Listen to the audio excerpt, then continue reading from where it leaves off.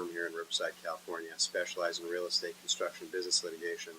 I want to speak with you briefly today about something we're all going through, and that's the process of foreclosure, more specifically non-judicial foreclosure and how that differs from judicial foreclosure. What does it mean to have a non-judicial foreclosure? Non-judicial is just what it sounds like, meaning no judge or no court system is involved in order to foreclose on your house, meaning that you don't need a court order to have the lender foreclose on your house. The lender is foreclosing on your home through a non-judicial process, hence the term non-judicial foreclosure.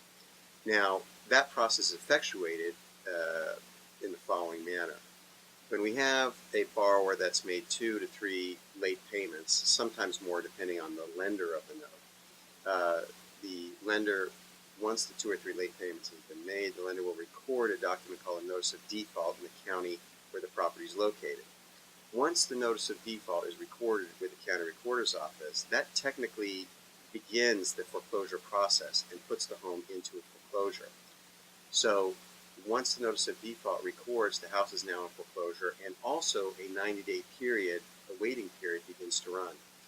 Now, this 90-day period is helpful for the borrower to try and cure the payments during that period of time, and also puts him on notice that he's in default of his mortgage obligation and the lender plans on foreclosing.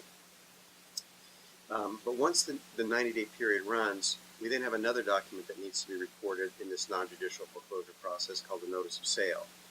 The notice of sale runs 20 days before the house can be sold on the courthouse steps. So first the 90 days, then the 20 days, then the house can be sold. And the same is true with the notice of sale. It has to be recorded in the county where the property is located.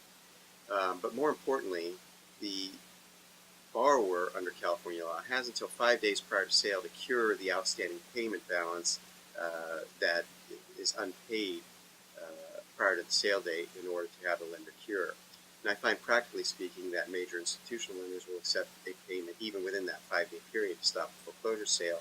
I think simply that's because they lose less money in curing the outstanding payments than they do foreclosing on the property and taking a loss. But nonetheless, that is what the law provides. So if you're facing foreclosure as a borrower, or you're a lender who's not being paid by their borrowers and you want to foreclose on the property, give me a call. Let's discuss your options and your particular facts to see what the best process is for you in a non-judicial foreclosure here in California.